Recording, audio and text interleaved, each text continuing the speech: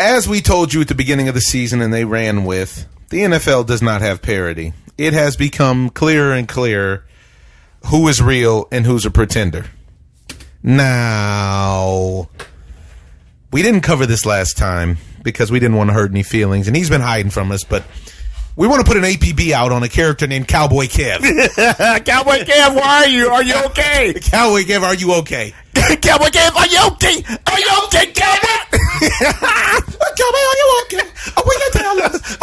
Okay. There's a sound in the window that Dak Prescott is losing, and it's all bad. Jason Garrett is just waiting to get out of there. Jerry Jones is running around cussing people out on the radio about it.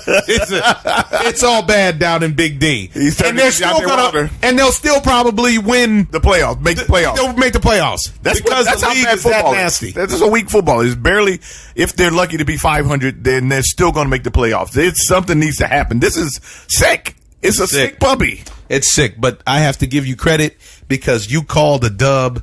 You called a game for Ram time. Oh, yeah. And you called that, and you said you thought they were going to give it to Seattle. I did not. Yeah. And, man, oh, man, was the GM Charles Green wrong on this one because Todd Gurley. They gave TG3 the ball.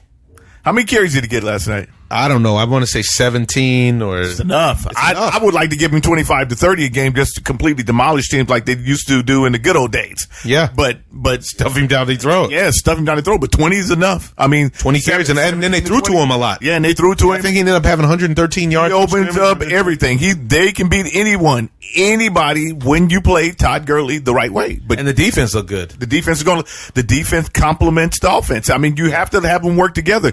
But if they got some rest. Get rest because exactly. Everybody's so worried about stopping Todd Gurley. Right. Yeah, exactly.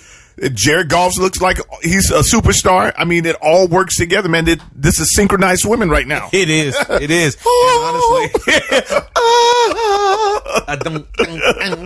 And then we'll see if we can do that to the tune of 3 more wins, end up at 11-5, and potentially make the playoffs. Sneaking the playoffs because the NFC West is turned into the Premier League division in the league. Definitely, they have to play. They don't have to play Seattle. I think they have to play San Francisco one more time.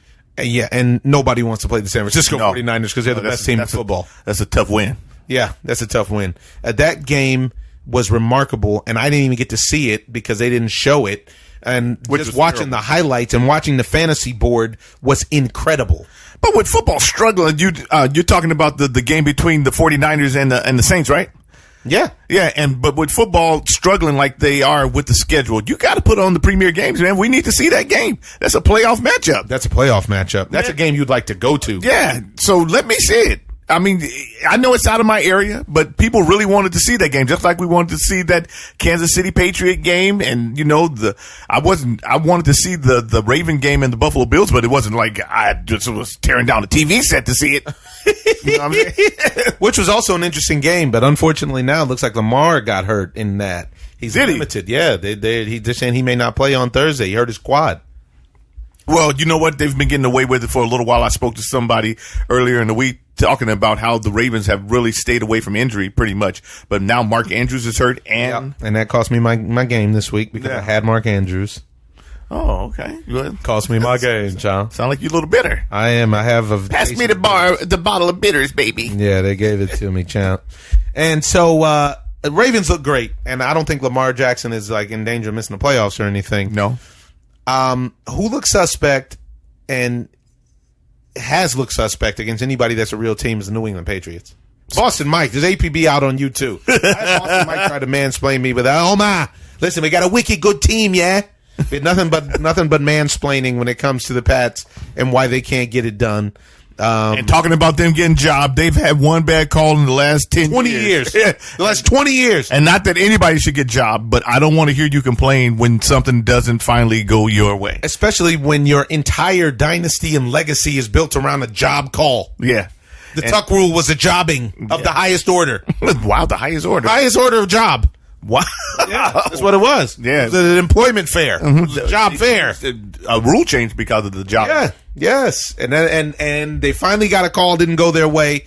And by the way, still had an opportunity to score, and the guy dropped a pass. Well, and not only that, that would have tied the game. It wouldn't have gave them the win. So everybody always acts like it's going to give them the win, just like that Ram game back in the day. Who were they playing? Tennessee when they were playing the Houston Oilers, whatever. It would have tied the game. It wouldn't have gave them a win. And Tommy Terrific is actually not terrific anymore. Which is not his fault. He's done his thing. He's a great quarterback. He was a great quarterback. Now he's working off of instincts more so than working or knowledge more so than working off of his talent. He doesn't have a great, receiving core right now. He doesn't have a great offensive line. They're good, but they're not great. He's been through wars and battles, as they like to say. And one of the problems is that it caught up with them. They're not good. They're a mediocre team at best. Their defense is good, but it is not great. It's ranked as the number one defense. But I honestly would take the San Francisco 49ers defense over there. If you go back and look at the San Francisco 49ers schedule, it is way tougher almost than anybody's schedule this year. They've played. If the Patriots don't get the bye, they're not making it to the Super Bowl. Right. And if the Patriots had the same schedule, which I was leading to, if they had the same schedule as the 49ers, they probably would be a 500 team. Yeah. If they played in the West, forget about it.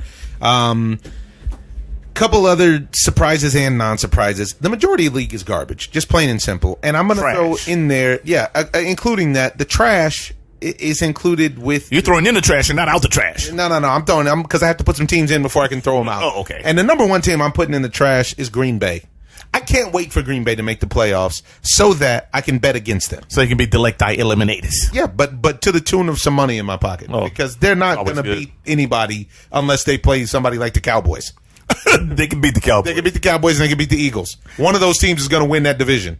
The Eagles are the type of team that sneaks up on you, though. The Eagles, they are. The Eagles, they're trash. The Giants, right? They're trash. Are they? 10-3, Joe. Almost halftime. Disgusting. Yeah. I told you Eli was going to come back and give you his farewell tour. He got 2 more games left. This one and the next one. And the last one is not guaranteed for him. But the thing of it is I think Minnesota's that team that can sneak up on you. But Minnesota's not good either. They're not great. I really don't see any competition. I mean, to me, it really is between San Francisco, New Orleans, the Ravens, and the Chiefs. Right. And if the Rams could sneak in there because the Rams can always give you a problem. They can always but I haven't seen enough from McVay to make me a real believer. To be honest. I agree because they're not in big games he likes to go away from what works. I agree. He's not consistent, and that's the problem with the Rams. But if you can get them in a primetime situation, nobody wants to see them. But between the Saints and the 49ers, there is a serious issue there. Those teams are real. Those teams are real, man. And they're on a collision course. Well, not only that, Seattle's tough. Seattle is tough. You tried to front them for a long time, and they. But I don't want to say that because Russell Wilson is a winner. But you can be. They're very, very beatable. Their secondary is loose, very, very loose. Just like the Ravens. The Ravens have a soft spot, and their soft spot is that they can't stop the run. You might be able to stop a running quarterback, but you cannot stop a running back. And Buffalo is a team that can sneak up on you. I'm very interested to see what they do with New England. They need an offensive coordinator over there, though. They need somebody. They need Bill Belichick to work with that kid, Josh Allen, is what they need. Because if you haven't noticed, all of Bill Belichick's protégés are balling. Yeah. Jacoby Brissett was on my bench and balled. Yeah, Garoppolo is doing his balling. Yeah, man, they get you right. And up in Seattle, you see Rashad Penny has suffered that torn ACL. He got that sprained ACL, right? Finish him. Yeah. And that was it. And there's no break in Pat Mahomes' hand. Life is good. Mike Evans needs an MRI on his hamstring, which is not a surprise. They're not going anywhere anyway. Nobody's making any noise there. They sat down Jameis Winston. How about Ryan Tannehill coming back and showing everybody what time it is? Ryan Tannehill's the real deal right now. What about Fitzmagic? Fitzmagic is dealing as well. Magic. He actually he dealt, but it wasn't as. And he ran yesterday. It was though. He's playing with no talent. At least your boy does have Derrick Henry over there in Tennessee. Right. Yeah, chomp. So, staying in the NFL, the NFL announced Arizona Cardinals safety Josh Shaw has been suspended for the remainder of the 2019 season and the entire 2020 season for betting on NFL games on multiple occasions this year.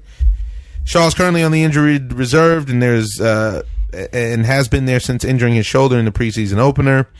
The league discovered no manipulation of games, but ultimately, this is oxymoronish. Yeah, because you're going to move the Raiders to Vegas, and what I guess the dirty little secret is that, man, these guys bet on everything. Right.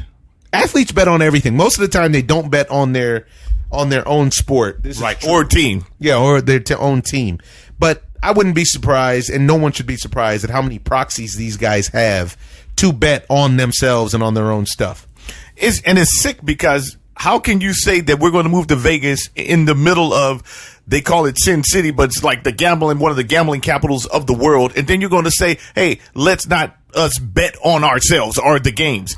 This guy is not going to be able to manipulate any game anyway. This guy's on the injured reserve. Honestly, I wonder if that rule extends to like FanDuel or anything like that.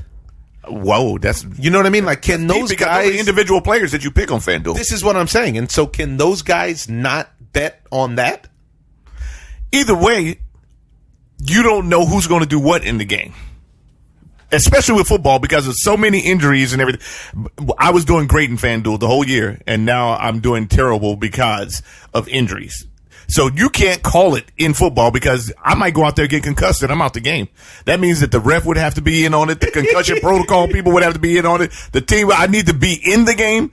There's a lot of moving parts to that. So them with this gambling thing is going too far because either you're going to be in or you're going to be out.